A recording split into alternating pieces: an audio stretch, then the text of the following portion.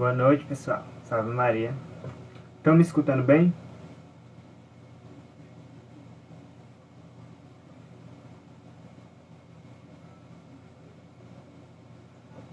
Gui, Laugelini. Estão me escutando bem? Vocês que entraram agora.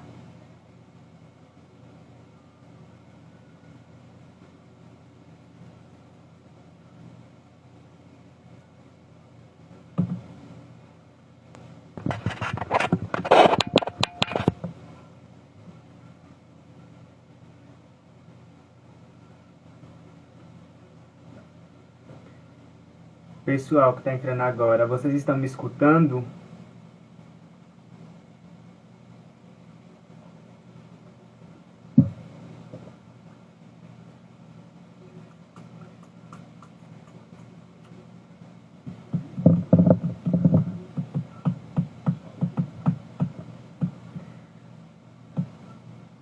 Só não está respondendo.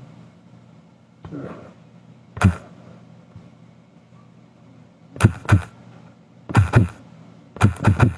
Ah, beleza. Agora eu vi. Então tá, o áudio tá normal.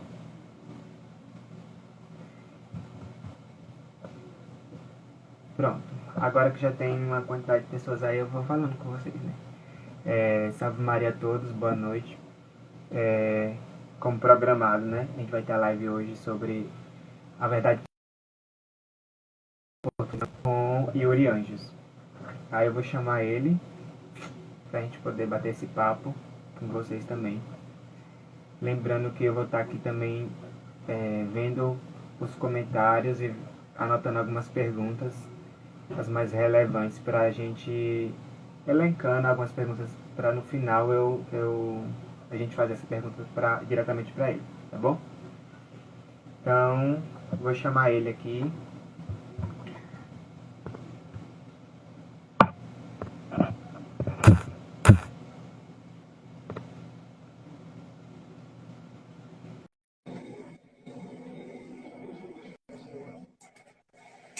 Deixa eu ver se foi.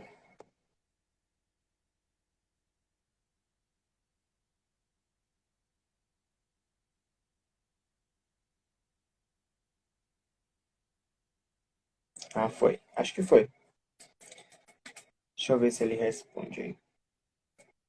Então, gente, como é que vocês estão? Como é que tá o meio de semana aí de vocês? Correria? Vocês têm alguma ideia sobre Inquisição ou aquela ideia formulada já pelos professores que muitos tiveram?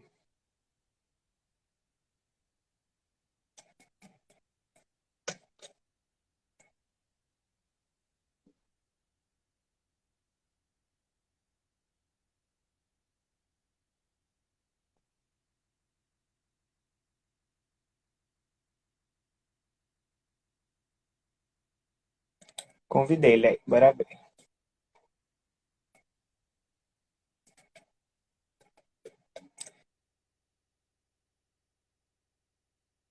Entrou.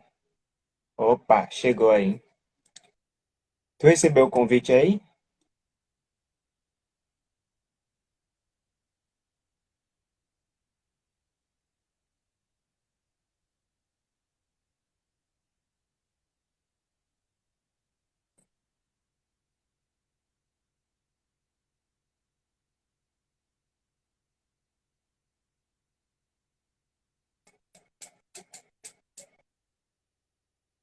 Oi, Thiago, fala professor. E aí, Yuri? Tudo bem? Olá, e aí, tudo bem, meu caro? Salve Maria. Bem. Salve, salve, meu caro. Tudo certo Então, aí também? tudo certo. Então, Maravilha. prazer estar aqui com você. Ainda bem que você aceitou o convite para desmistificar um tema muito interessante, principalmente para nós católicos, né? Que temos uma ideia errada da nossa própria mãe. Então, antes de tudo, eu queria que você se apresentasse rapidinho aí, falasse seu Insta, lá a página, o pessoal também lá, fazer uma visita, ver o conteúdo e seguir. Certinho. Então, meu nome é Yuri, né? Sou administrador da História Católica, um postulado que a gente tenta resgatar um pouco da história da igreja, faz pelo menos uns 6 anos, 5 anos nessa faixa, tá? Tem uns 3 anos que a gente migrou do Facebook, começamos no Facebook e viemos para o Instagram, certo? E começamos a produzir conteúdo aqui com bastante constância, né? Já em 3 anos já temos mais de 1000 postagens, assim, só de conteúdo assim, produzido, etc. Deve ter uns 2 ou 3 memes ali, mas como já tem 1.100 postagens, então é diferente, né? Mas, em certo sentido, a gente tem uma visão da história que a história não é só uma questão de... porque a história da igreja, ela se popularizou, pelo menos eu tive conhecimento dela, por uma necessidade de a gente fazer o que a gente vai fazer aqui hoje. Desfazer mitos, rebater algumas proposições, algumas mentiras. Só que a gente entende que a história ficar nesse nível não é interessante para nós e nem para a igreja. Porque, veja, o que é a minha história? O que é a história, sei lá, a sua história? O que é a história de um animal doméstico que você trouxe para sua casa? Dá uma definição de quem aquele animal doméstico é, de quem eu sou, né? E do que eu pude construir. Em certo sentido, quando eu olho para os meus frutos passados, para as minhas atitudes no passado, eu consigo perceber o quanto que eu posso ser enquanto pessoa real, enquanto um ser biográfico, tá? E a história da igreja, ela demanda essa atenção também, tá? Então a gente pode e devemos sim, um ponto de partida muito interessante. Nós começarmos a buscar a história da igreja para rebater esses mitos, para buscar informações, para poder retirar essas impurezas que colocaram, mas a gente sempre tem que trazer esse ponto de vista da história da igreja como uma história de fato. Porque, se você for olhar, né, Santo Agostinho, ontologicamente, ele vai dizer, olha, o tempo passado ele não existe mais. O que aconteceu no passado acabou, não existe. Certo? Só existe o presente, um instante. Né? Mas como é que a gente pode falar, então, de história? Por quê? Porque a história ela está registrada em alguns fatos, alguns documentos, algumas biografias, e a pessoa do historiador, ou quem vai ensinar a história, ajunta esses fatos e dá a ela uma narrativa.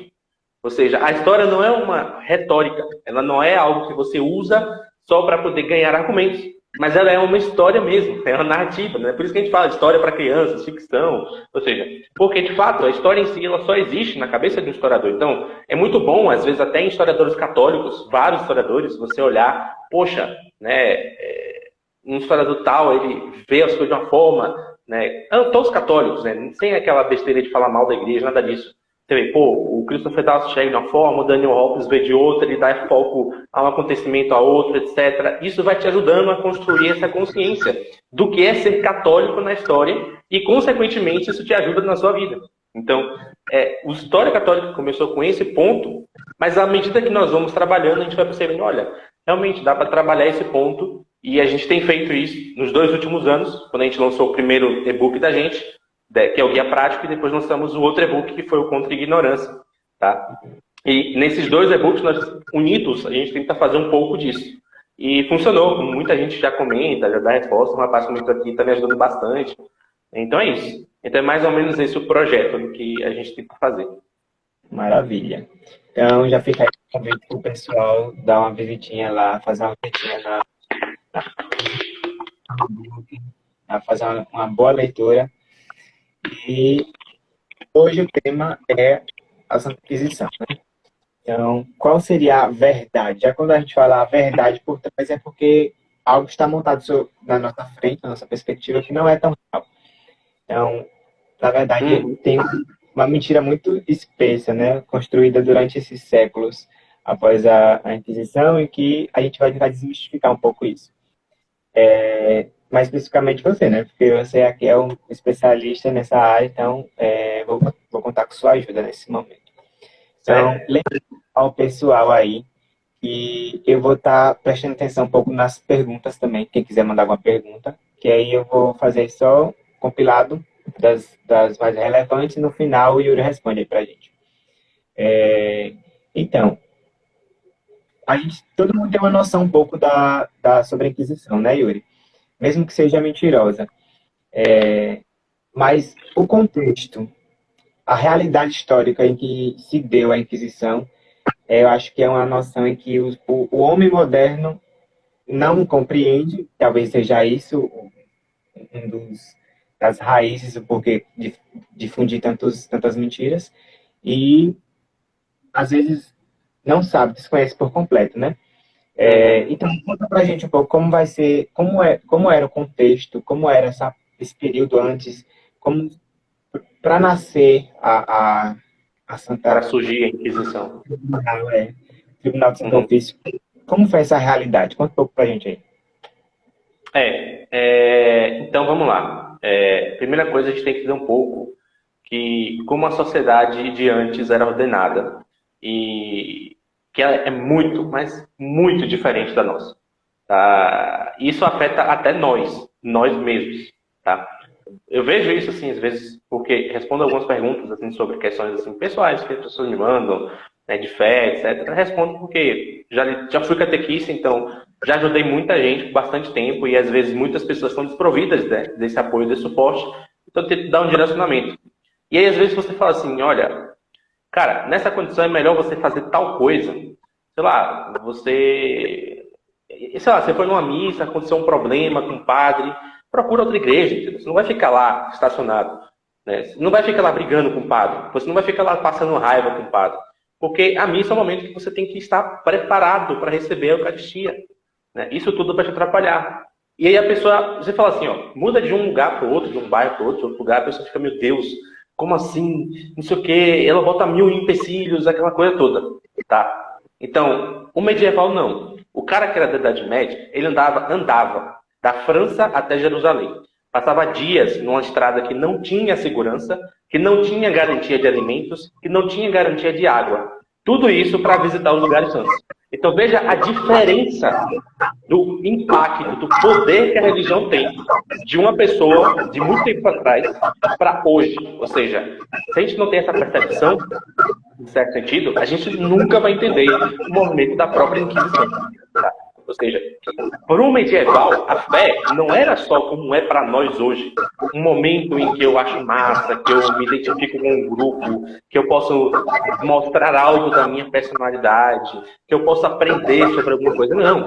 Era o ponto de partida principal para todas as mudanças e decisões da vida dele. Coisa que se você for olhar na sua vida, e eu olho na minha, poucas decisões eu tomei com base nisso, pouquíssimas, tá? Então já é essa grande diferença.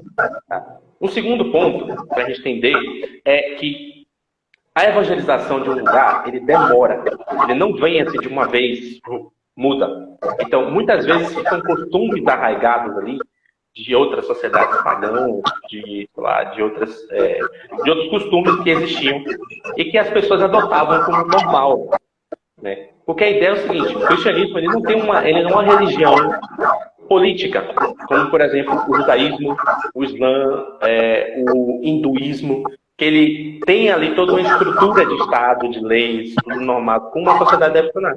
O cristianismo ele dá uma opção de vida, um contato, uma proximidade com Deus, que aquilo altera e modifica a personalidade da pessoa e ela se torna mais virtuosa, mais nobre, etc, etc. Tá? O que acontece? Em certo sentido, tá tendo ruído aí ou tá só daqui? Legal. Tá tendo retorno? Tá tendo retorno? Não, tá ouvindo legal, sem interferência. Tá, entendi. Parou aqui agora. Pronto. Então o que acontece é o seguinte, tá?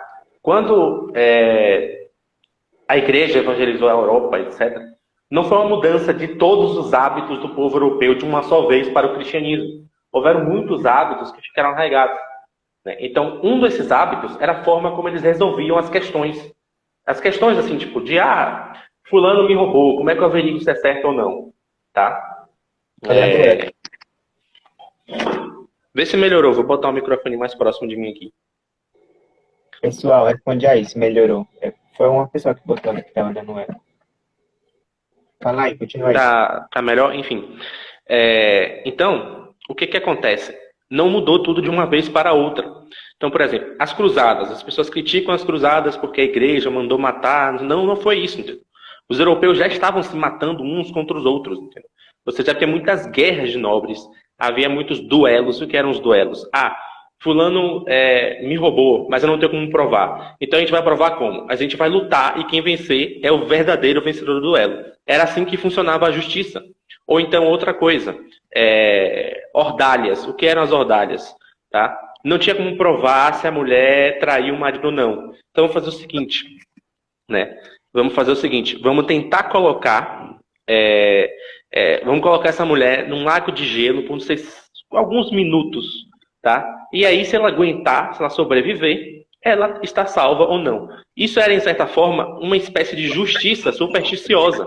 Porque quem está definindo a justiça aqui é ou a habilidade do guerreiro ou as forças da natureza. E a igreja começou a reparar isso. Olha, não dá para a gente manter esse sistema de justiça funcionando e operando dessa forma.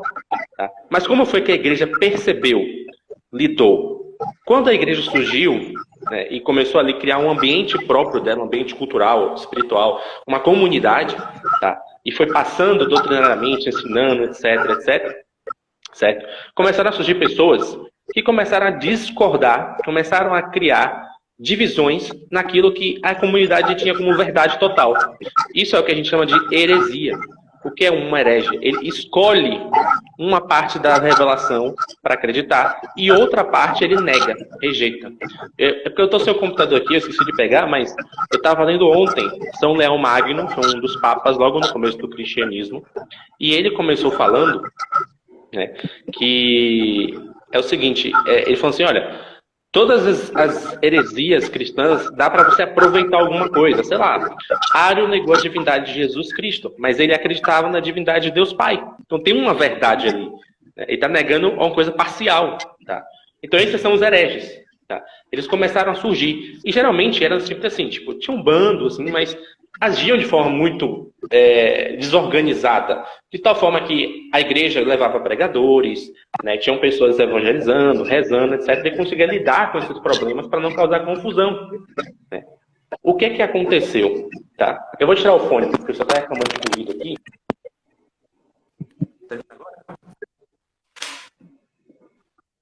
Pode ser o fone. Pronto, melhorou. Pronto. Então vamos lá. Então, você começou a ter esses problemas, mas era uma coisa que você sabia tudo. Só que o que acontece é o seguinte, na era medieval, a fé religiosa, seja ela católica, seja a fé de um grupo herético, tá? Tinha muita dificuldade para as pessoas se organizavam, era uma questão de organização social. Aquilo determinava, né, laços familiares, laços de nobreza, políticos, etc, etc. E o que acontecia? Quando foi que surgiu o primeiro problema? O primeiro problema surgiu com uma heresia chamada cátaros. Cátaros significa puro. Tá? Ou seja, eles se consideravam, eles tinham uma doutrina em que eles se consideravam que eles tinham um nível de pureza existencial. Tá? Não é uma pureza de corpo, de alma, de santidade, não. É uma pureza existencial. Essa existência é manchada por algumas coisas que são más em si. E essas coisas precisam ser eliminadas para que eu possa ter uma existência mais livre, mais liberta. Essa é mais ou menos a visão. É uma visão baseada no gnosticismo, em que você tinha a criação de um Deus bom e um Deus mau. Tá? E aí o Deus mau criou coisas más que precisavam ser eliminadas, e o Deus bom criou coisas boas que precisavam ser divulgadas, difundidas. Então, coisas más eram geralmente coisas relacionadas aos bens materiais. Tá?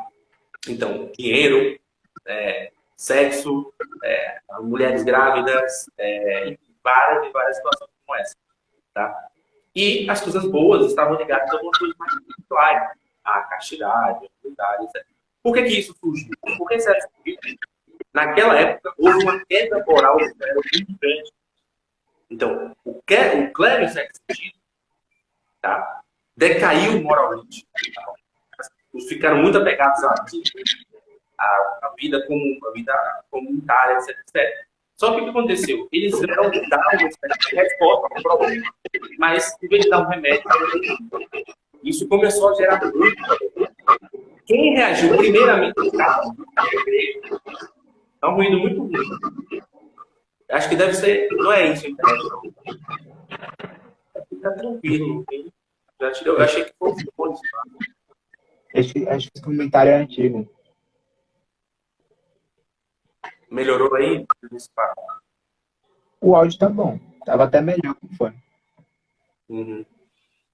É porque começou a fazer um ruído, não sei o que aconteceu. Mas vamos ver. Enfim. E aí o que acontece? Tá? O, a primeira reação aos cátaros foi justamente do povo, não foi da igreja. O povo começou a reagir contra os cátaros porque o cara tinha uma filha e ela, sei lá, casava, engravidava, engravidava, e o cara via, o cátaro via, o fato dela estar gerando um corpo dentro dela. Tá? Do fato dela estar gerando um corpo dentro dela, tá? Algo ruim, e tentava, de uma certa forma, realizar um aborto.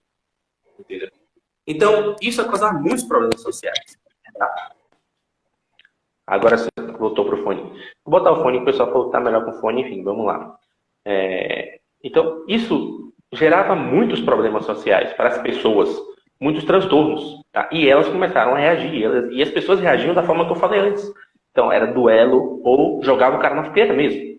Ou seja, o povão, não instruído, não tendo essa noção, fazia isso. Na melhor das hipóteses, o sujeito tinha um julgamento real.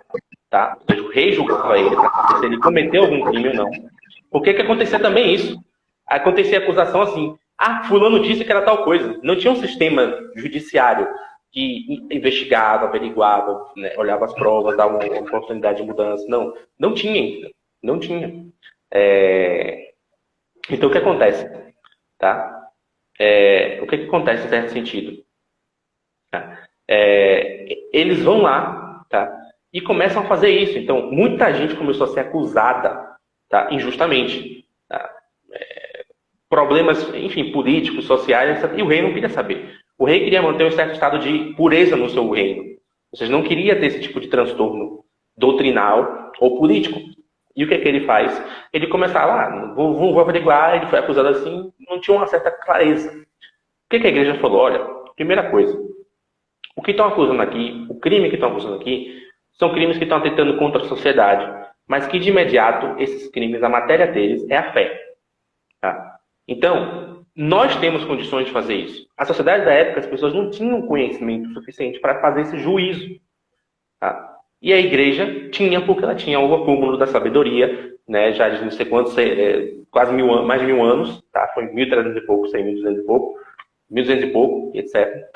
E vem. Só que aí ele falou, não dá para a gente só instituir um tribunal e começar a julgar as acusações, porque vai ser um processo materialmente impossível. Porque vão surgir muitas acusações. Então, o que a gente precisa primeiro fazer? Há um problema anterior, que é um problema de evangelização. É um problema de conhecimento da doutrina, de vivência, de prática da fé. E aí, quem a igreja manda para fazer isso? As duas ordens que tinham acabado de ressurgir. E aí você vê a providência de Deus para auxiliar a igreja nos seus momentos de dificuldade. Porque fez suscitar dois grandes santos, que é São Francisco e São Domingos, que fundaram duas ordens religiosas com um carisma de pregar, de anunciar o evangelho, tá? De demonstrar o que é o evangelho, tá? Para as pessoas. E essas ordens foram instrumentos da igreja durante esse período, certo? Então, quando São Francisco está lá, né, irmã Lua, irmão Sol, né, louvado o Senhor pelo irmão Fogo, pelo irmão Água, é por quê? Porque os cátaros odiavam essas coisas. Os cátaros achavam que tudo isso que é material era criado por um Deus ruim. E São Francisco estava pelo exemplo e pela sua força de criar poesias e etc., de demonstrar a beleza das coisas, estava através disso mostrando como Deus está presente e descreve toda a criação. Como toda a criação ela possui um discurso divino intrínseco nela. E que a gente não poderia fazer isso. Tá? Tem um rapaz que fez um comentário aqui, depois a gente responde. Tá? Guarda essa dúvida, deixa eu só terminar o raciocínio. Então o que acontece? A Inquisição surge nesse contexto. Então, primeiro, o que se fazia? Enviava os pregadores. Eles iam lá, anunciavam o evangelho. Tinha, acho que era 40, 60 dias, não me lembro, que era o chamado tempo de graça. E as pessoas que viam que tinham erros, que tinham problemas, que tinham pregado, feito coisas erradas, elas se apresentavam e esses padres passavam penitências para elas se converterem, para elas mudarem, etc. Os que eram obstinados, ou seja, não vou mudar, vai ser assim no final, aí sim havia intervenção da justiça para investigar se eles de fato fizeram aquilo. E feita essa investigação e constatando que isso foi realizado, tá? O que acontece? Eles eram de fato presos. E qual era a pena? A pena geralmente era alguma penitência, conversão. Poucos casos, existiam sim casos de pena capital. Quando era coisa muito grave, né, o sujeito era muito impenitente, não queria realmente corrigir os seus problemas.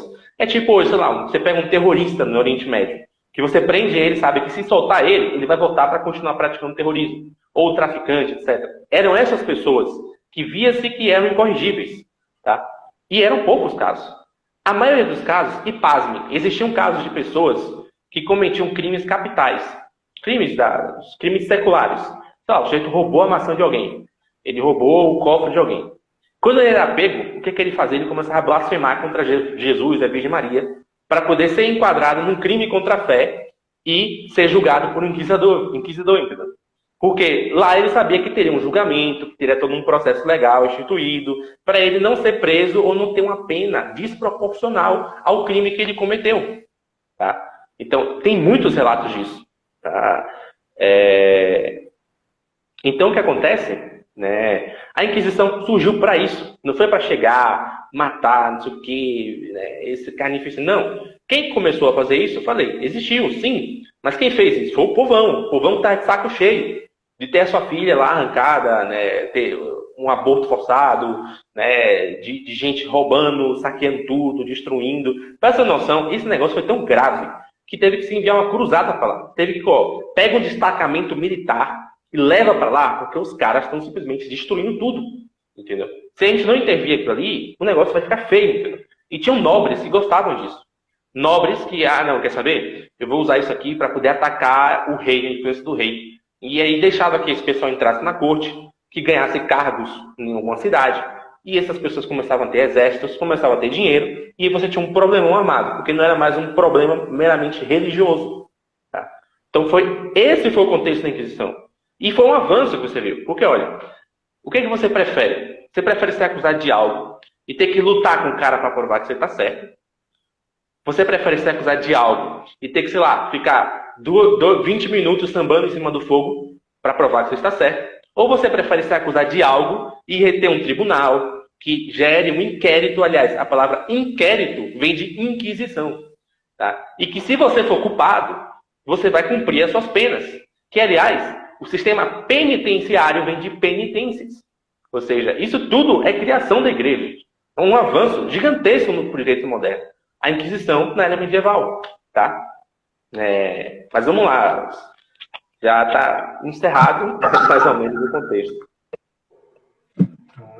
Então, nesse sentido, a gente tem um questionamento aí que faz um link com essa tua última fala, que o rapaz está perguntando aí que se a Inquisição seria um tipo de um embrião de direitos humanos, já que esses julgamentos que tinham seculares, podemos dizer assim, ou pelo povão mesmo,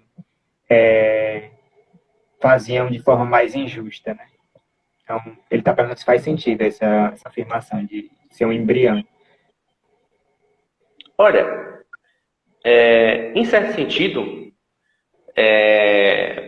pode dizer que algumas coisas do destacamento jurídico moderno foram sim criações que surgiram nessa época, tá?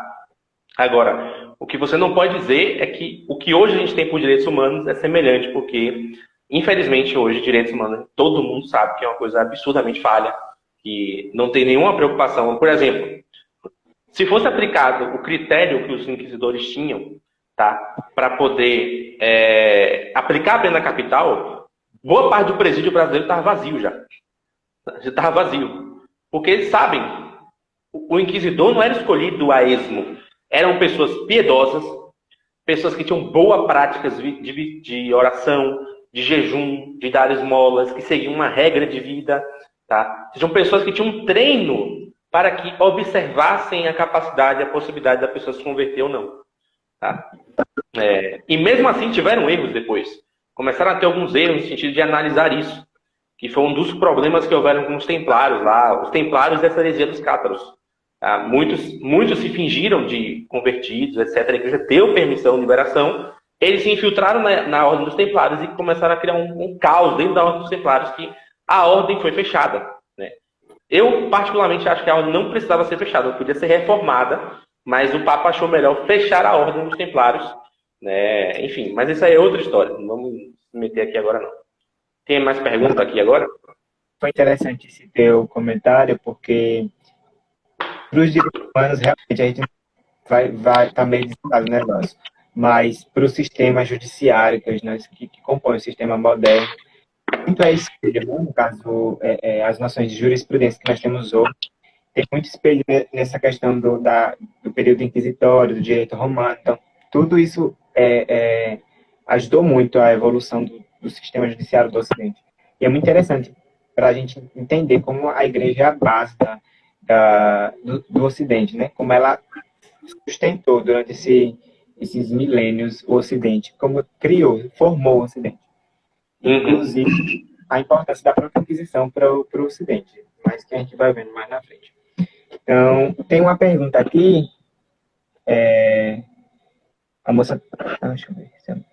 Não, o rapaz está perguntando se as mulheres eram julgadas injustamente pelo tribunal, com base em misticismos. Não. Isso aí, olha, isso é tudo lenda negra, tá? Tem esse historiador aqui, eu estou sem um livro dele sobre a Inquisição, tá? Mas esse historiador chamado Christian Turralde, esse livro dele aqui é sobre o descobrimento da América. Ele é um historiador espanhol e ele trata da Inquisição espanhola, né? Trata da Inquisição como um todo. Ele tem um livro chamado Inquisição Tribunal de Misericórdia, tá? E aqui ele está falando do descobrimento da América, etc. e tal, enfim. E o que acontece é o seguinte: tem um capítulo aqui que ele fala sobre a lenda negra. Tá? É o capítulo 3. O que significa? O que é a lenda negra?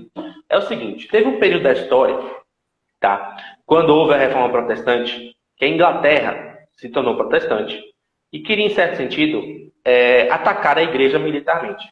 Só que havia um grande empecilho para que se atacasse a igreja militarmente, porque a Inglaterra é uma ilha e a igreja está dentro de um continente da Europa. E entre essas duas coisas existia uma coisa chamada Império Espanhol. E o Império Espanhol era o mais poderoso da época. Era praticamente o dono da Europa inteira. Tá? E o que acontecia? Há uma grande regra, tá, nas estratégias militares, que é o seguinte: se você não pode vencer o seu inimigo pelas armas, vença pela propaganda. Então a Inglaterra criou, né, muitos cronistas ingleses criaram muitas lendas a respeito da atuação da igreja na Idade Média, da igreja na América, dos espanhóis. Tem muita mentira sobre o povo espanhol, sobre o povo português, né, que foram criadas a respeito. Português nem tanto, porque por incrível que pareça, a Inglaterra tinha uma boa relação com Portugal, sempre teve, né?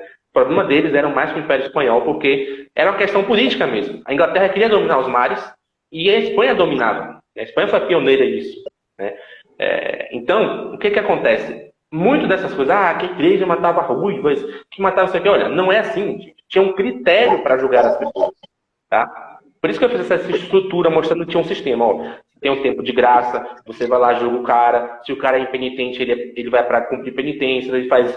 Não era qualquer coisa. E os crimes eram mais relacionados a questões básicas da fé, blasfêmia, né? O cara participava de uma seita dessa, praticava horrores, que eu acabei de explicar, o Cátaros. Cátaros é uma. A gente tem um livro, que é o Contra a Ignorância. Quem fez essa pesquisa foi o Mateus. Muito nobre, diga-se de passagem. O que ele pegou? Ele botou Inquisição no Google e pegou os 10 primeiros sites que aparecem. Você sabe quais são? Brasil Escola, Super Interessante, Wikipédia. E lá tem um monte de pesquisas, muitas. Ele leu uma por uma e foi trazendo essas notícias e comentando os erros delas. Tá? Ou seja, muito do que está ali é lenda negra, é mentira. Então tinha critério para isso. Por exemplo, a moça citou aí, o rapaz citou aí, ervas medicinais. Olha, você tem uma doutora da igreja, Santa Delgado, que ela é pioneira nisso. Ela foi mestra nisso, né? Sei lá, ela não tem uma nomenclatura, como, sei lá, Santa Teresa é doutora da oração, mas se fosse, ela poderia ser doutora da cosmologia, porque ela tem todo um tratado gigantesco para ensinar como a música ajuda a curar a alma, como as ervas ajudam, até pedras preciosas ajudam a curar as pessoas. E essa mulher é santa e doutora da igreja. Aí como é que você quer dizer que houve, né, um período de perseguição a essas pessoas? Ela era amiga do Papa, ela era amiga do Imperador. São Bernardo de Claraval, que era o pai da cristandade, era amigo dela. São Bernardo foi no sínodo defender ela. Ou seja, não faz sentido isso, entendeu? Entendeu? Lembra que eu falei no começo sobre aquela coisa da história? A história não existe, em certo sentido, ontologicamente. Ela precisa de quê? Você precisa de pegar os fatos, juntar vários fatos e criar uma narrativa para que você entenda ela de forma coerente. E não fique uma coisa sem pé nem cabeça. Ah, beleza, a Inquisição não era tão horrível assim, mas ela mandava matar talvez ruivas e mulheres que usassem ervas medicinais. Ah, mas espera lá, tem Santo Delgado que fazia isso. Então, entende? Se você começa a ficar com vários conflitos na sua cabeça, então você tem que pegar e passar uma régua nisso, né? Então, boa parte disso aí é mentira. Foi igual esses dias que aquela quebrando o tabu falou do batom vermelho, batom que só foi existir em 1884, dizendo que a igreja da Idade Média proibiu. Então, na maioria das vezes é isso. É isso. Sim. Agora, é interessante essa questão de como a Espanha sofreu muitos ataques nesse sentido, né? E especialmente a Inquisição Espanhola, é justamente por causa desse posicionamento da Espanha, enquanto potência, a favor da Igreja, da Santa Igreja Católica. Então, ela foi uma das mais atacadas, e hoje você pode contar com qualquer pessoa sobre a Inquisição, que ela vai, assim, quem sabe sobre a Inquisição, alguma coisinha, vai pensar logo na Inquisição Espanhola, que foi uma das que uma das que teve o maior genocídio possível, né? Então, Yuri, você pode falar um pouco então sobre a questão depois que instaurou a Inquisição, como é que foi funcionando esse processo, esse tribunal? Você pode dar uma adentrada nesse assunto? Bom, então o que acontece? Olha, quando você pega essa Inquisição que eu descrevi, isso também é outro problema na história, que são as abstrações. Quando a gente fala de Inquisição, a gente está falando de uma instituição, tá? Mas essa instituição existiu em vários momentos na história e em vários lugares diferentes. Tá? Então, por exemplo, da Inquisição medieval para a Inquisição espanhola, já teve uma mudança gigantesca, porque já era um outro período histórico praticamente.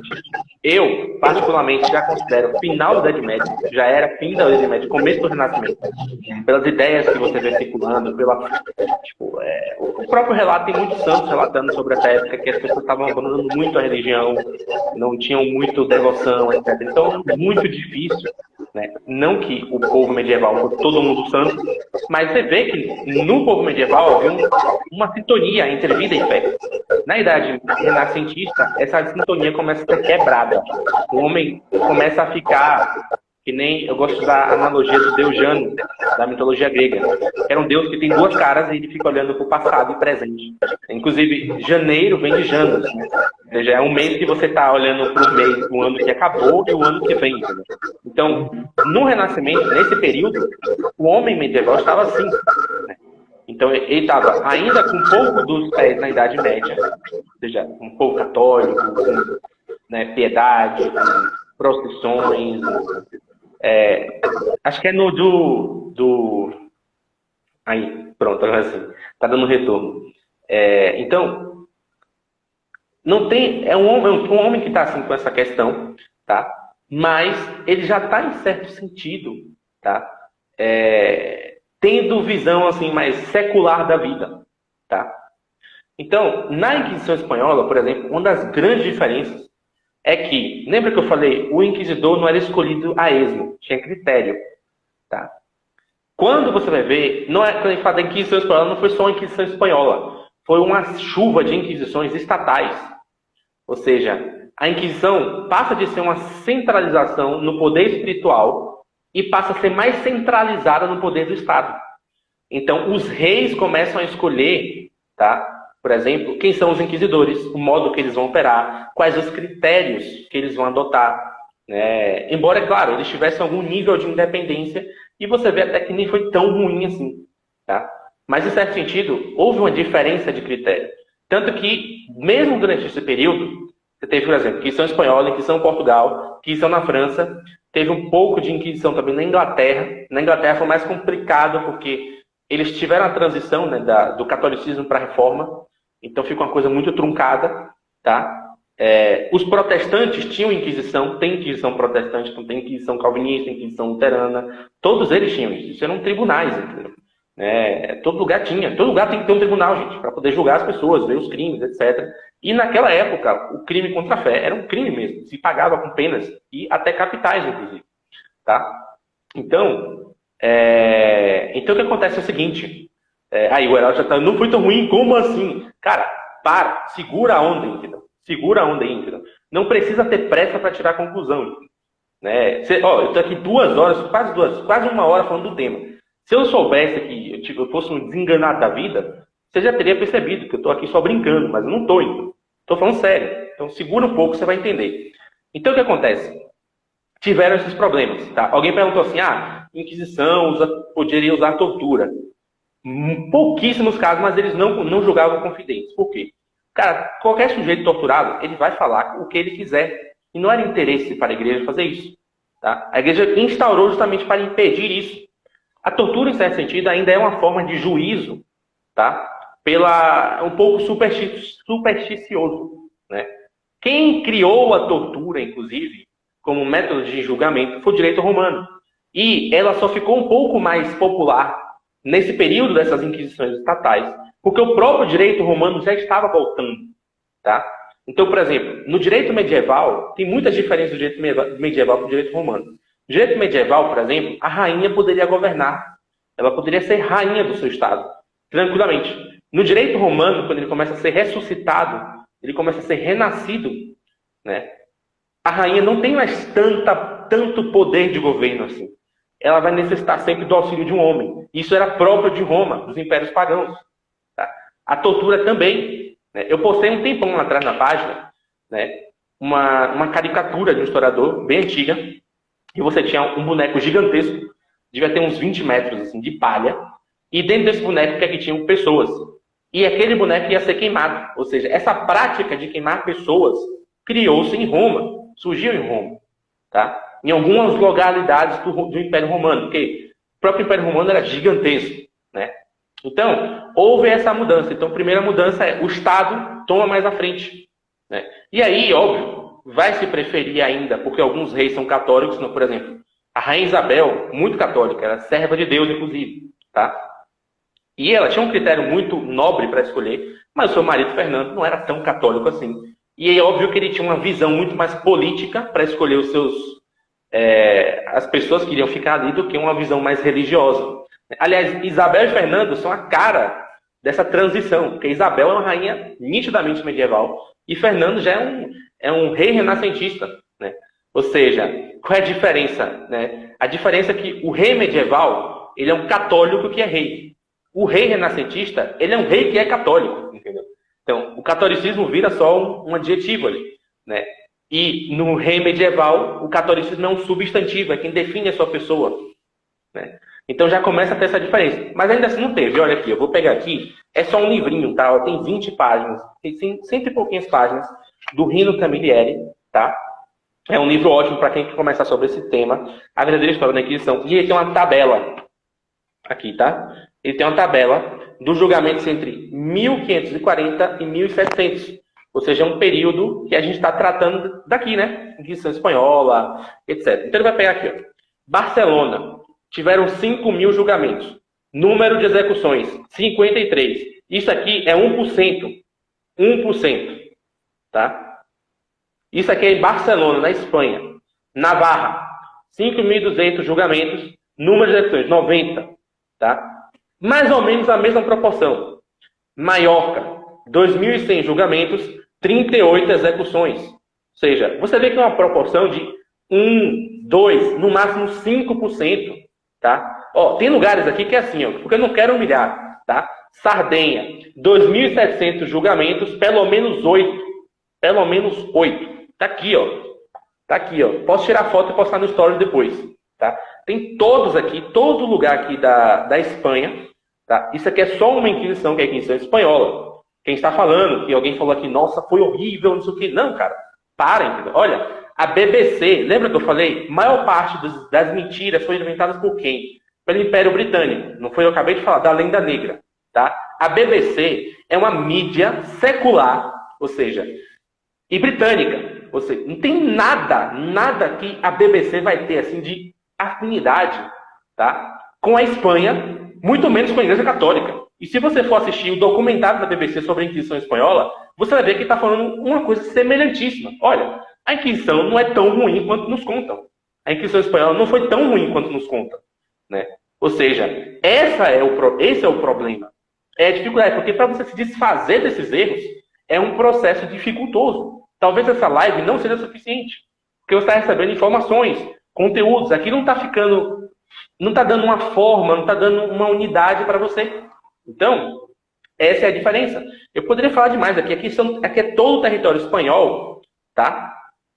Aqui vai ter Galícia, Granada, Múrcia, Sevilha, Toledo e Madrid, que eram as regiões mais populosas, digamos assim. Toledo e Madrid, 5.500 julgamentos, pelo menos 66 mortes, ou seja, 66 execuções, tá? Valladolid é a cidade onde Isabel nasceu. 3.000 julgamentos, 54. Até os números de julgamentos são baixos, entendeu?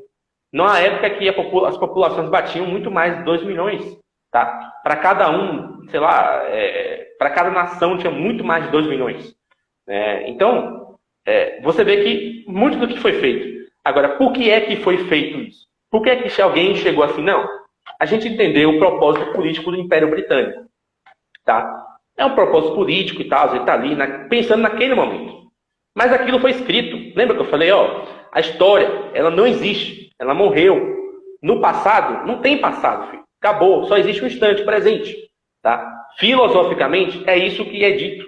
Os próprios santos dizem isso. Olha, só existe o tempo instante, o momento presente, né? Para amar e adorar a Deus. Só existe esse momento. Não fique pensando no amanhã ou no depois. Viva o agora diante de Deus. Pronto. Só existe esse tempo. Só que acontece o seguinte. Alguém pode pegar essa live e transcrever. Tá? Outra pessoa também pode pegar e transcrever. Uma pessoa vai transcrever e vai falar e pode botar tudo certinho. Outra vai transcrever e botar minhas falas tudo ao contrário. Como é que você vai descobrir isso? Então você vai precisar de outros elementos que não sejam meramente textuais, tá? Ou seja, ou outros elementos textuais também para poder dar uma veracidade maior para a situação, para você ver, olha, é plausível que isso tenha acontecido, tá? Entende? Para essa noção, a historiografia hoje, que é ensinada, pega aí, a Inquisição Espanhola, está falando de um julgamento religioso, tá? Nesse mesmo período, esse mesmo povo estava na América. Aí o que as pessoas dizem? Esse povo que está lá, pensando em religião no lugar dele, que está matando os outros por religião, tá? Foi para a América atrás de dinheiro. Isso faz sentido? Não faz sentido, entendeu? E tipo assim, num período de tempo muito pequeno. Entende? Então, esse é o problema, entendeu? A história pra gente nos é contada como um elemento retórico. É só para você acreditar em certas verdades. Para você acreditar que ter uma vida religiosa frutuosa é ruim. Para você acreditar que a vida religiosa determinar alguns aspectos da vida humana é ruim. Para você entender que a religião tem que ficar escondida no seu quarto, que ela não pode influenciar nada em ninguém. Por quê? Porque isso gera pessoas isoladas, fracas, menos virtuosas, com menos capacidade de ter uma crença firme, consistente em alguma coisa e tomar decisões melhores para a sua vida. Então, quem está ensinando essas coisas, talvez não tenha 100% dessa consciência. Mas, em algum sentido, tá? Em algum sentido, as pessoas que desenvolveram essas ideias e que querem disseminá-las, o propósito delas é esse. Esse é o propósito delas. Então, se você ser um menos infantil e perceber, cara está fazendo isso, é para te enrolar, entendeu? É para enrolar os outros e destruir a sua fé. Então, você que é católico, quando você ouve essas coisas, não tem que pegar e dar um tiro no seu irmão de primeira. Não. Entendeu? Olha, observa a pessoa, vê que ela está fazendo isso, aquilo outro, não sei o quê, e tenta dar um pouco de crédito, entendendo que há contra você um mutirão de armas para poder diluir a sua vida. Entendeu? Então, esse é o ponto.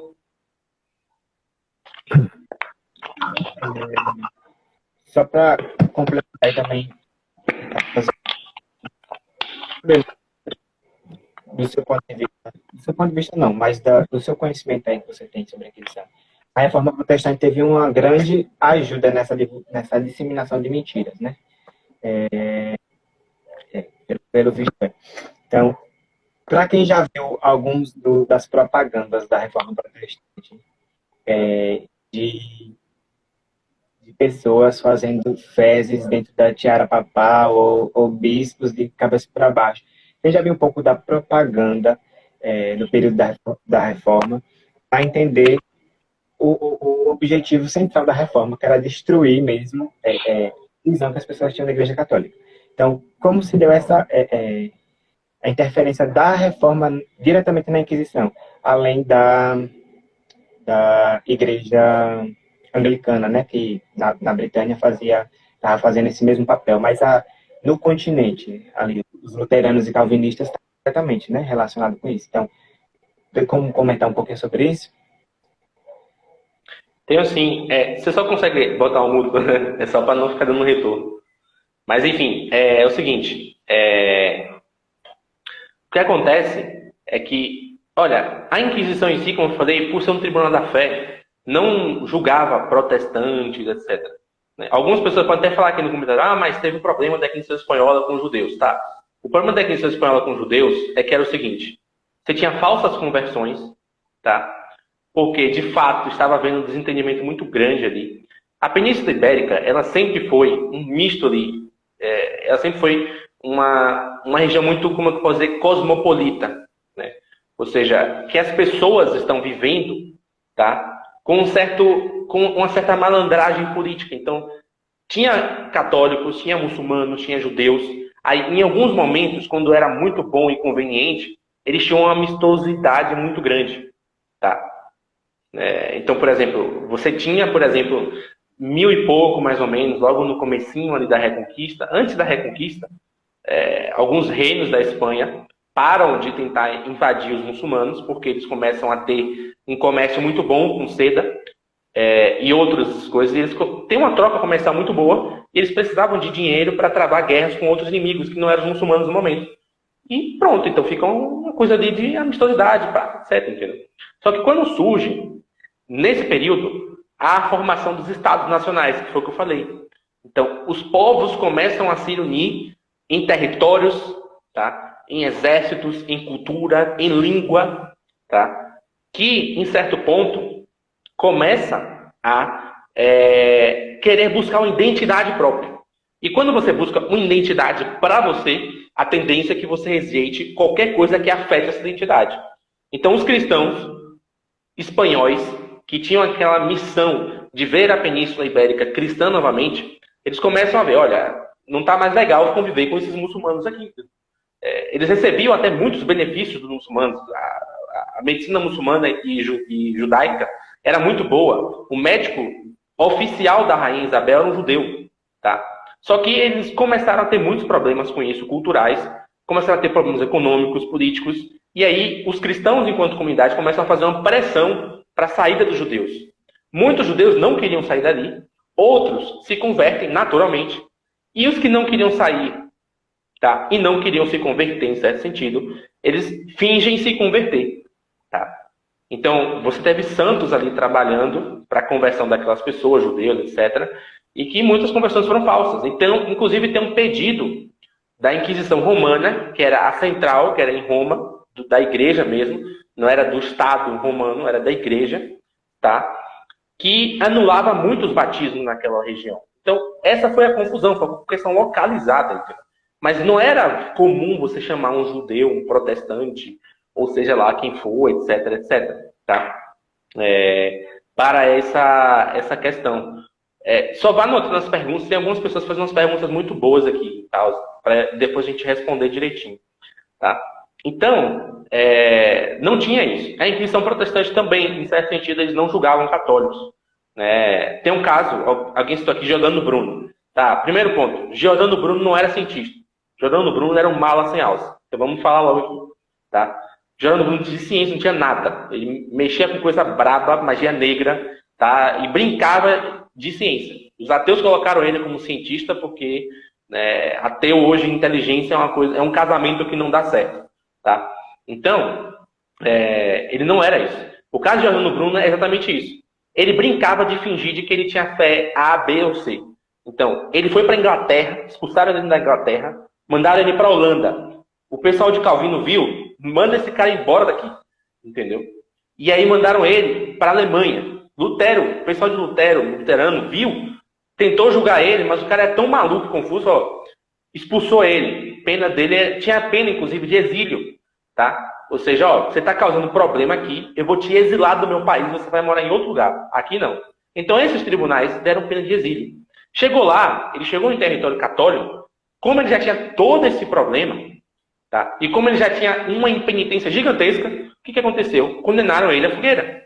Por quê? Porque ele era um cara que estava causando problema, ele mexia com problema envolvendo magia negra, bruxaria, essas coisas que estavam surgindo naquela época. Na época do Renascimento, essas coisas voltaram com um fogo muito grande. As pessoas começaram a praticar isso. É porque a gente fala renascimento, fica só um nome solto. Renascimento de quê? Renascimento do paganismo. Então as práticas que se faziam na Grécia Antiga, que eram pagãs, que a igreja já tinha combatido, já tinha mostrado que era prejudicial, que não era para fazer, que era para evitar superstição, etc, etc. O que aconteceu? Essas práticas retornaram. E as pessoas começaram a fazer, não respeitar a autoridade da igreja, não querer mais seguir alguns determinados mandamentos da fé. Ou seja, começaram a ficar católicos, como hoje são, muitos católicos. Né? Meio fora e meio dentro da igreja. Então, Giordano Bruno era um caso, tá? Nesse sentido. Então, as próprias inquisições, elas não tinham esse costume de pegar pessoas de outras confissões de fé, né? E julgá-las, tá? Então, foi até bom falar de Giordano Bruno aqui, que já matei 2 coelhos praticamente. O caso de Galileu, tá? Não tem a ver com cientista. Olha, nessa mesma época da Inquisição Espanhola, você tinha um surgimento de uma ordem chamada Companhia de Jesus, tá? A Companhia de Jesus, se você for pesquisar, pesquisa lá, nome das crateras na Lua. Acho que 20, 30 crateras na Lua tem nome de padres jesuítas. Eram caras que estudavam, eram cientistas. Então o problema não era ser cientista. Eu acabei de falar de Santo Idelgarda, era cientista também. É uma ciência que não existe mais, né? Que o conhecimento foi perdido, que é a cosmologia, mas é uma ciência, tá? Então, o problema, não tem problema em ser cientista. Tem santos que foram cientistas, Santo Isidoro de Sevilha. Ele escreveu um livro chamado Etimologias, que é o quê? Etimologias, ele pega um livro de mais de 2.000 páginas, que ele pega todo o conhecimento produzido na antiguidade e faz uma espécie de dicionário, entendeu? Hoje, quem é que você conhece que tem capacidade de fazer isso? Impossível, ninguém tem. Então, você quer dizer que um cara desse não é cientista? Ele é. Tá? O problema não era ser cientista. O problema de Galileu é que foi o seguinte, ele criou uma tese, tá? Que foi uma tese que, em certo sentido, tá? Mudou a cosmovisão da época. Tá? Diferenciou a cosmovisão da época. E a igreja falou, olha, para você fazer isso aqui, meu filho, isso aqui é uma mudança muito gigante, tá? É uma mudança gigantesca na forma que a gente percebe o mundo, tá? Porque é esse outro problema de outra mentira, que a gente achar que os medievais viam o mundo de forma burra, idiota, não sei o que, não sei o que lá. Não é assim. O medieval não olhava para o mundo, por exemplo. Você vai pegar, como é que o medieval colocava a ordem dos planetas? Terra, Lua, Mercúrio, Vênus, Sol, Marte, Júpiter e Saturno. Por que ele botava assim? É porque ele é idiota? Não, é uma perspectiva dele. Se você olhar para o seu céu, o céu que está agora na sua casa, você vai ver o céu assim também. Você vai ver uma primeira bola gigante branca chamada Lua, e você vai poder ver outras estrelas, tá? Que tem um nível de distância, que eles conseguiam perceber. Como é que percebe a distância entre uma estrela e outra? Como é que você consegue perceber uma distância de movimento de objetos na física? Você vai observar a trajetória que ele faz. Então a Lua, como ela está próxima, ela faz uma trajetória menor. Então ela roda mais rápido. Saturno, lá em cima, ele faz uma trajetória muito maior. Então, se ele demora muito tempo para sair de um lugar para o outro, então quer dizer que ele está bem mais longe do que o que está embaixo. Então era assim que ele via. Era uma perspectiva de experiência. Galileu, ele muda essa perspectiva e ele não começa mais a olhar essas coisas da Terra para cima. Ele começa a olhar de fora. Então já é uma perspectiva científica, né, no termo moderno, tá? Em que as pessoas não têm acesso à experiência e ao conhecimento. Então a igreja falou, olha, uma mudança dessa precisa de muito estudo. Você pode ensiná-la como hipótese, mas você não pode ensiná-la como uma verdade, como uma comprovação, porque você não tem os meios efetivos para isso. Ele se irritou e deu xilique, entendeu? E começou a acusar a igreja de um monte de coisa, isso aqui, aquilo outro, etc. É porque a gente esquece, olha, cientista não é santo, filho. Nem todo cientista é santo e virtuoso. Tem cientista que é snob. tá? E Galileu era um desses. Galileu era amigo do Papa. Galileu ficou em prisão domiciliar, ele não foi queimado. Ele ficou em prisão domiciliar por muito tempo, tá? E ainda escrevendo, falando mal da igreja, financiado por ela. Outra coisa que não contam, os inimigos da igreja eram financiados por ela. Por exemplo, tem um escritor humanista da época do Renascimento chamado Erasmo de Roterdã. Erasmo era financiado pela igreja, ele vivia de uma pensão da igreja, que a igreja pagava, tá? Para poder, pagava artistas, pagava escritores, etc. Tá? Para poder levar o nível cultural da época. Então, é isso que não se conta. Então, esse que é o ponto. Foi interessante também essa colocação dos cientistas, porque não só a visão deturpada da Inquisição que nós temos durante o período medieval e aí transição para a moderna, mas temos a visão deturpada de toda a Idade Medieval. Na verdade, até quando a gente fala em medievo, né, já fala com o nome atribuído depois da Revolução Francesa, que dá a entender que é algo médio. Existe a antiga, existe o moderno, existe o contemporâneo, mas o médio ali não tem um nome específico, é o que está no meio. E é um meio de 1000 anos, é um meio gigantesco, que tem muito tempo, muito conhecimento, e que a igreja especificamente teve papel de protagonismo nessa questão de avanços na ciência, como astronomia, biologia. Se você vai ver a filosofia medieval, ela é esplêndida. Então, quem já pegou alguma área assim, de filosofia medieval ou da ciência medieval, tem muito conteúdo para você estudar. Inclusive, tem um livro bem legalzinho, maneiro para você ler, resumido, que dá ali uma lista de cientistas de batina.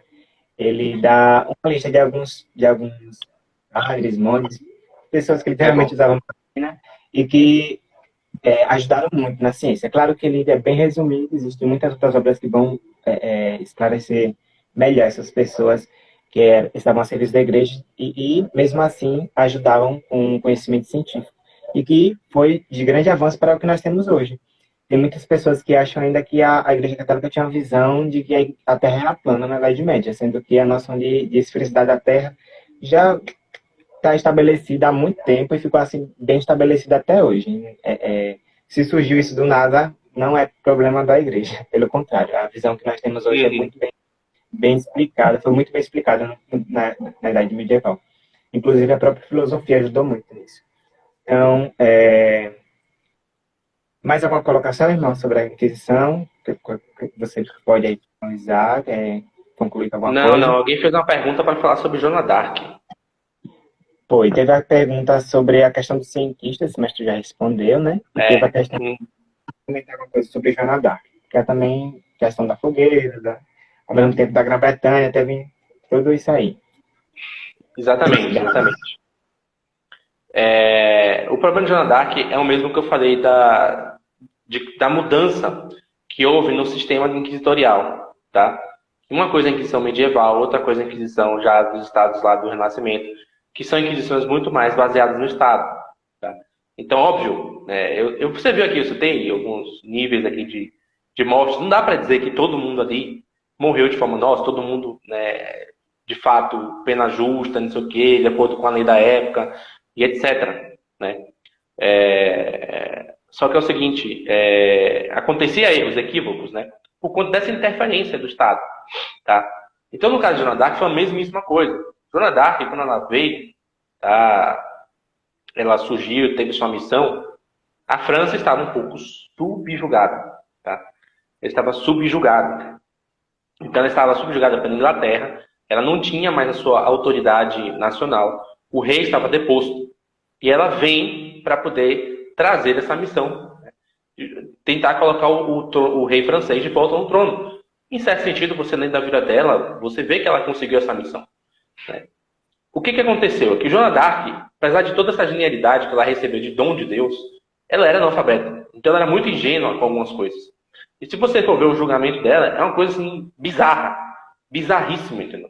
Foi uma coisa que você vê que claramente é forjado. Ou seja, forjaram para ela assinar documentos, né, fingindo, tá, que tinha cometido crimes que ela não cometeu. Tá? Ou seja, ela assinou documentos sem ler, por exemplo.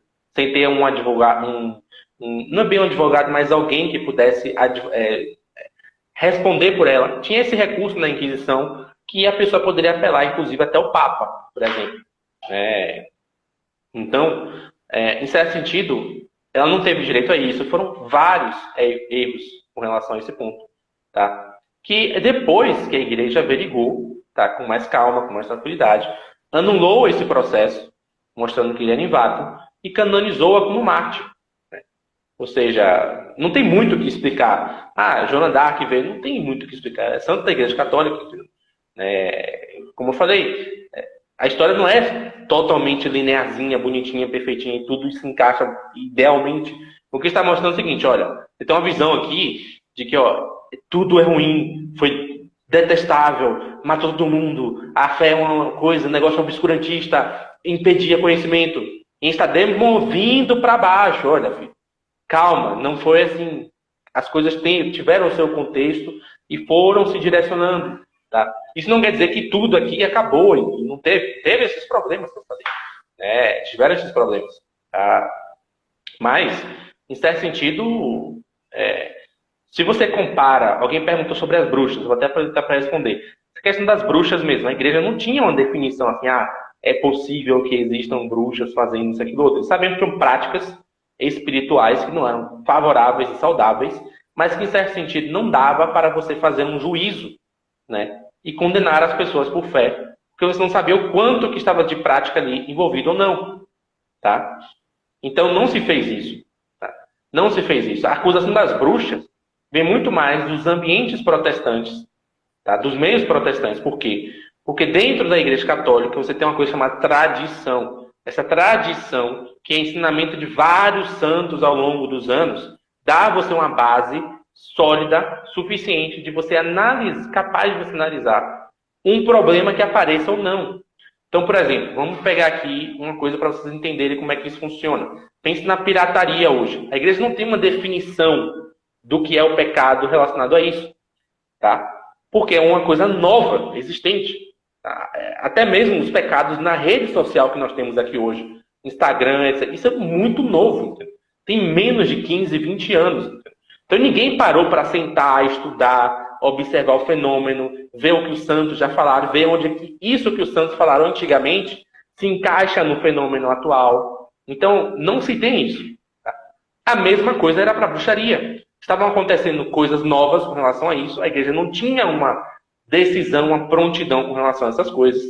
Tá? E eu falo, é melhor a gente seguir o que já foi feito antes, que é considerar essas práticas apenas como superstição, e a gente não condenar essas pessoas de forma muito enfática. Né? A não ser, óbvio, no caso de pertinácia, e que está causando aquelas coisas, que eu já falei, problemas sociais, etc, etc. Tá? Então, esse que era o ponto. Tá? Então, essa coisa das bruxas vai surgir dentro do meio protestante, que não tinha tradição. É o começo do protestantismo ali. Eles não tinham nenhum conhecimento sobre nada. Só a Bíblia e tentando interpretar alguma coisa, tateando no escuro, entendeu?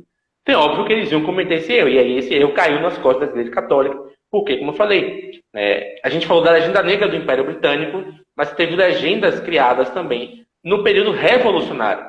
Por quê? No período da França, que não era interessante para o revolucionário francês que o francês tivesse apego a nenhum tipo de religião. Era interessante que tivesse apego apenas aos ideais da revolução.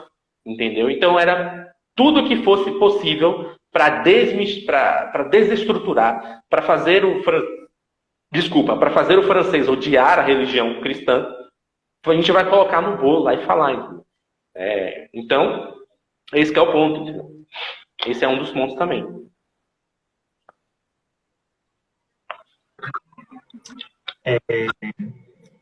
Só uma observação em relação a que as pessoas pensam assim, tantas pessoas foram julgadas, e geralmente já pensam que todas essas pessoas, mesmo que tu falou aí, 5.000, que é um número relativamente pouco para um tribunal ali em uma certa cidade da Espanha. Detalhe, num período de tempo muito grande, que é de 1.500 a 1.700. Isso. Então já pensa assim, julgados, então já foram mortos. Aí e a gente tem que descer, né? Nem que vai ser morto. Nem quem for condenado ainda vai ser morto. Na verdade, os condenados tinha muitas penas. Por exemplo, rezar, tantas Ave Marias, Pai Nosso. Então, existiam essa questão das penitências, né? Que eram feitas como para absorção daquela heresia, daquele pecado.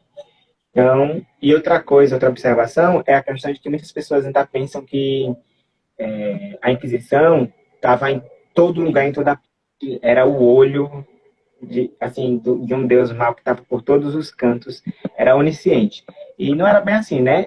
Tu falou algumas cidades aí da Espanha que tinham, por exemplo, na França, na França devia ter os seus 8, 10 tribunais. Então, num país, numa nação imensa, num império grande, tinham alguns tribunais e que eram relativamente bem pouco, né, para o tamanho. Então, era muito pontual, porque o surgimento, como tu falou, era justamente para combater certas heresias. Então, as heresias eram pontuais, né? Vinham de uma certa região, então era para aquele local específico. Aí depois foi derivando e tal, as inquisições. Mas a priori era isso.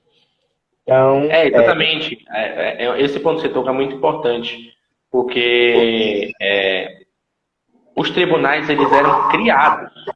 Então não era uma coisa assim que já existia, não sei o que, não. Começava a surgir o problema, aí falava, o que está acontecendo? Está acontecendo, surgiu um grupo aqui que está fazendo aquilo acontecendo, pregando isso, aquilo, outro, as pessoas estão se confundindo. Beleza, vamos criar então um tribunal para averiguar isso. Então, criava para aquele lugar. Tipo, a igreja não era o Mark Zuckerberg, então não é assim, não é o Xi Jinping, entendeu? Né, que tem ali o sistema de Big Brother chinês. São coisas muito diferentes. Então, em certo sentido, não é assim que funciona. Não tinha tecnologia para isso. Então, por exemplo, outra coisa que você falou também muito interessante, das penitências. Tinha uma penitência que era muito comum na Idade Média, que era o seguinte: beleza, você matou fulano, tá? Você vai para a cruzada, você vai passar um tempo com os cavaleiros templários, tá? Em certo sentido, você vai... Por quê? Os cavaleiros templários eram uma ordem religiosa. É como você ir no Mosteiro de São Bento hoje. Você vai no Mosteiro de São Bento, você vê lá, o cara tem um hábito, ele tem uma regra, tal dia ele faz uma oração, tal horário ele faz uma oração, tal horário ele faz outra, tal horário ele faz outra, não sei o que, dia tal ele faz jejum. É uma ordem religiosa. Então ele passava um tempo como uma espécie de noviço, tá? E ele ia com eles. Então, você usou o seu apetite da ira para matar alguém injustamente, agora você vai usar isso para defender os indefesos. Então, percebe? Não era assim. Faz qualquer coisa aí. Entendeu? Não, tinha todo um critério. Então é mais ou menos isso. O Bruno perguntou, muitas pessoas foram queimadas na fogueira. Foi o que eu acabei de falar, cara. Eu acabei de dar uma lista aqui, ó. Pega o livro do Rino Camilleri. Se você for na Amazon, deve estar custando no máximo R$40. Tá? E você vai lá, entendeu? Não tenho como averiguar isso por falsas acusações. Seria preciso olhar todas as coisas. Mas, como eu falei, tiveram, mas é muito pouco, entendeu? Os números ordinários são pequenos, tá? Para ocorrer falsa acusação, porque, sei lá, tinha intriga, tinha corrupção, né? Nessas coisas que acontecem no ser humano. O homem católico medieval ali daquela época também ainda é homem, não deixou de ser homem. Então ele está sujeito a tentações, está sujeito a ser tentado pelo demônio para poder, enfim, cometer pecados. Faz parte, isso é da natureza humana. A gente também não pode querer enxergar a história com um vício marxista de querer achar tudo ideal, bonitinho, um homem que não é corrompido por nada. Não existe isso. Entendeu? O que eu estou mostrando, institucionalmente, né, a forma como foi feita, o critério, né, as penitências, os números, não são como te disseram. É isso que eu estou dizendo. Eu não estou dizendo que é um paraíso na Terra, porque não existe isso. O paraíso é no céu, a cidade é de Deus, não é dos homens. Entendeu? Então, óbvio, é só você fazer um grau comparativo. Olha, se com as acusações que tem aqui, 1% foram condenadas, se tiver, sei lá, 0,2%, o que é de falsa acusação com relação a isso? Não tem, entendeu? Não tem. E dentro de um critério bem rígido. Então, é muito mais difícil. Você tem um caso que destoa, que é de Joana d'Arc, porque qual é o porquê que destoou o caso dela? Porque ela restaurou um reino, né? Quem é que consegue restaurar um reino assim do nada? Fazer o rei voltar ao trono? né? E foi um julgamento que tem ali as condenações, você pode olhar e tal, e verificar. O negócio é absurdo, né? E que estava destoando tudo que estava acontecendo naquela época. Então, é mais ou menos isso. No caso de Joana d'Arc, nós temos a interferência da igreja inglesa, que depois, né, vai virar a casaca, vai mudar. Exatamente, exatamente. Olha, isso também é outro problema, tá? Que algumas igrejas locais, a igreja inglesa, a igreja da Alemanha, elas tinham essa tendência cesaropapista. O que é o cesaropapismo? Tá? É você colocar César no lugar do Papa, em certo sentido. Falando de forma bem grosseira aqui, tá? Ou seja, a igreja se vê mais pertencente ao seu Estado, ao seu lugar nacional pátrio, do que ao corpo místico de Cristo, entendeu? Por isso que eu falei, olha, o pessoal tá, meu Deus, cisma na Alemanha, não sei o quê. Filho, a história da Alemanha é isso aí, filho. Né? Exatamente. Dinheiro, influência, etc. A história da Alemanha é isso aí, entendeu? Por que você está desesperado? Entendeu? Abre um livro de história aqui, entendeu?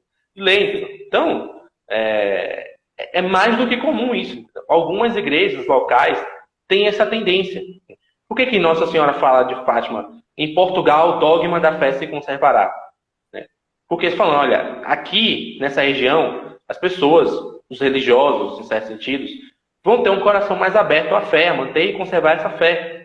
Não vão se deixar levar por influência de poderes estrangeiros, tá? Que é o que a gente vê hoje, a influência de poderes estrangeiros na igreja. Influência ideológica, né? Influência financeira, política, né? Influência do demônio, né? Então, é isso. Ou seja, algumas igrejas têm essa tendência, outras não têm tanto. Né? Por quê? Por questões de formação do povo, evangelização.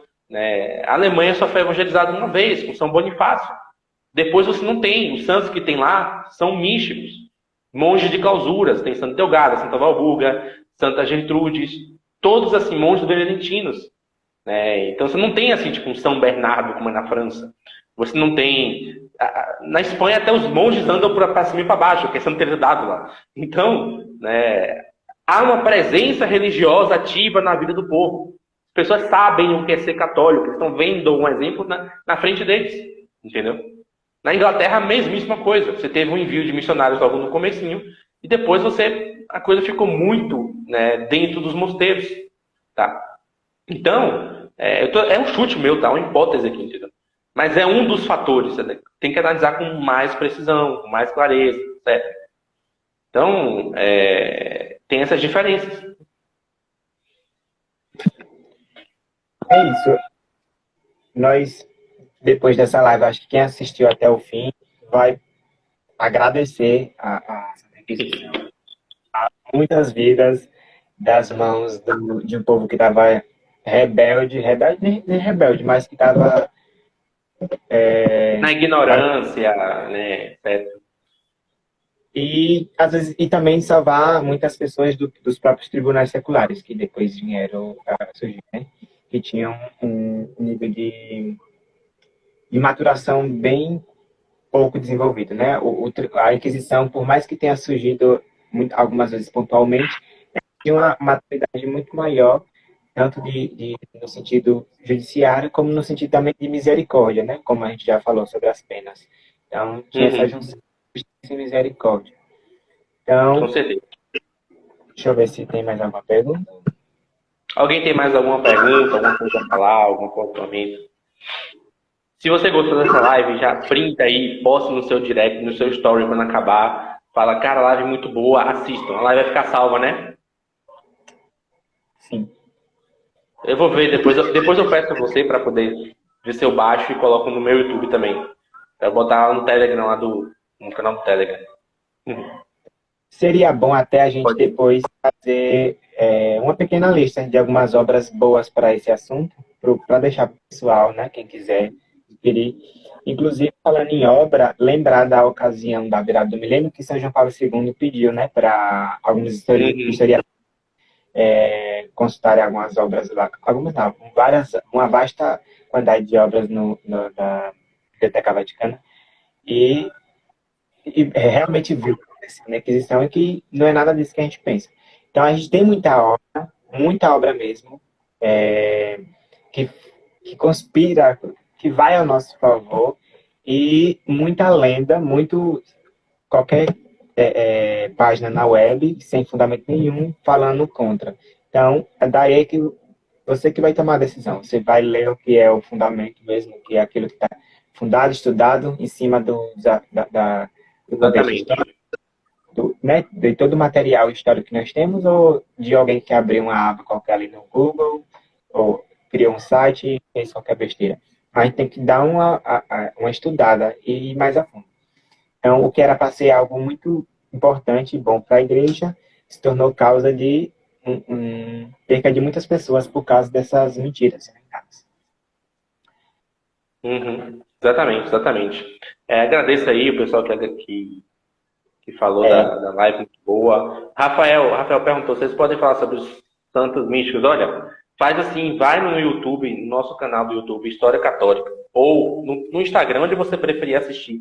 Tem uma live sobre Santa Catarina de Sena. Santa Catarina de Sena foi uma grande mística da igreja, doutora, inclusive, e eu peguei a vida dela, fiz todo um dissecadinho lá, expliquei, falei um pouco, tal, seus exemplos, mostrei, né? Até dei um itinerário espiritual que Santa Catarina ensinava aos seus filhos, caso você queira ser devoto dela.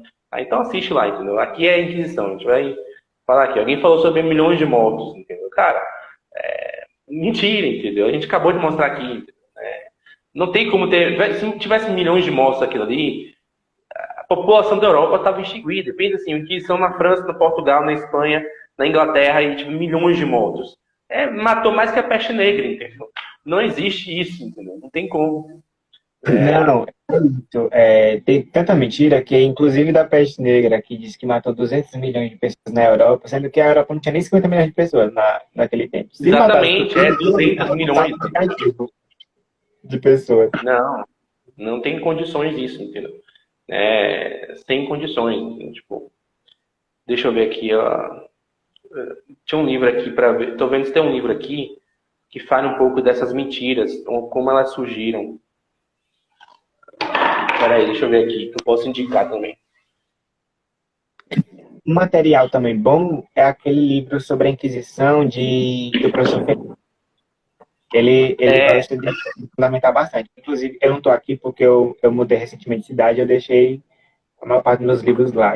Não vou nem poder mostrar aqui, mas ele é muito bom também. Ele é muito fundamentado nessas obras que a gente está falando aqui, relatos históricos. Então, tudo que ele fundamenta muito. Então, é uma obra muito boa para você ver. Exatamente, ó. Você quer ver um livro que vai mostrar aqui, ó, toda a história de como começou essas mentiras a serem difundidas e as pessoas acreditarem, qual era o plano, etc, etc. Pelo menos uma parte delas está aqui, ó. Esse livro aqui, ó. A Fé Revolucionária. Isso aqui, tudo. Inclusive, os cientistas que fizeram isso, muitos deles, estavam envolvidos com prática ocultista. Por isso que a ideia de fé revolucionária. Né? Ou seja, eles tinham ali sua atividade acadêmica, tá? E no meio quando a esposa saía de casa, ficavam brincando de bruxinhos em casa, com os amigos, etc.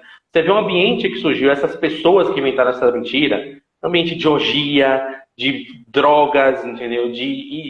É uma loucura, entendeu? É uma loucura. Você já vê, né? Pela natureza do agente, o que ele está querendo dizer. Entendeu? Então, não tem... Rafael, o nome é História Católica. Toda a rede social que a gente entrar, o nome é esse, História Católica. Você digitar lá, se você digitar História Católica no Twitter, não tem, porque nós não temos Twitter. Mas se digitar no Facebook, tem. No YouTube, tem. No Telegram, tem. É só isso, História Católica. Não tem outro. A gente já bota o mesmo nome para poder não ficar uma coisa, tipo, né? Justamente perdida. Né? Só estou ajeitando aqui porque eu tive que derrubar uns livros para pegar esse aqui. Mas é isso.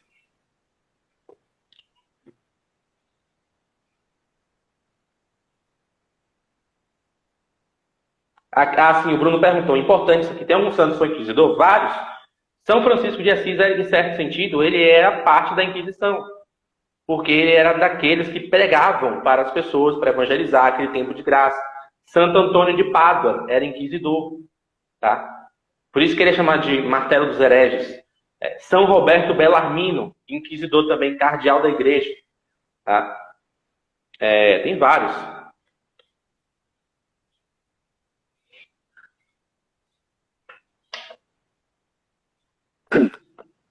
E é isso.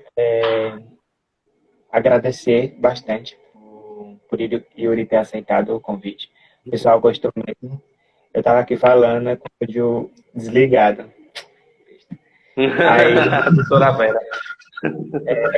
muito obrigado mesmo por aceitar e espero que você venha mais vezes. Com qualquer assunto sobre história católica aqui, a gente ama, a gente gosta, a gente quer saber mesmo, e é isso. Pode deixar. As portas sempre tá bem, tá bom? Assim como Tranquilo, tranquilo. Eu agradeço o convite, agradeço a audiência também, pessoal, muito participativo, muitas perguntas, etc. Não são perguntas bestas, são coisas assim, né, fundamentais, né? E agradeço o seu convite também, estar aqui cedendo o seu espaço para a gente estar conversando, falando um pouco sobre a história da igreja, né? Então é isso. Só peço só uma coisa, entendeu? Você que assistiu, gostou, entendeu? Divulga essa live, faz a galera assistir mais, entendeu? Porque senão, depois você vai chegar lá na minha caixinha e falar assim, poxa, meu amigo me falou isso daqui da Inquisição. Claro, você não compartilhou a live, entendeu? A live não foi compartilhada. Essa informação não chega sozinha lá, entendeu? E o Instagram já ama boicotar a página católica. Então você tem que aprender, olha. Não dá para ficar só isso. Então, tira um print aqui de qualquer momento dessa live, fala, caramba, live muito boa, amei demais, sensacional, não sei o quê, pá. Assistam lá, vai ficar no canal depois, peçam os meninos lá do História Católica, né? Enfim.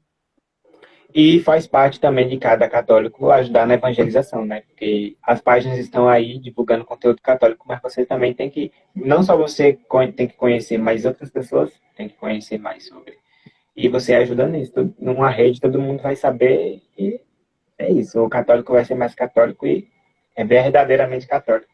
E outras pessoas que não são católicas se convertam, né? Então é isso. Muito obrigado. Na verdade, essa é a primeira live que a Mitas faz, assim, sobre um tema, porque acho que a gente só fez uma live no início, quando a gente era pequenininho, que a gente estava fazendo sorteio. Então, essa é a primeira live, você foi a pessoa que inaugurou a live aqui. Estreando. Com um tema bom, então. Ótimo. E a gente vai abrir, assim, mais lives sobre esse conteúdo que o povo estava pedindo, além de outros temas. Então, muito obrigado. Estamos à disposição também. E é isso. Abração aí também, abraço a todos vocês, fiquem com Deus. Então, uma boa noite, pessoal. Boa noite. Salve Maria.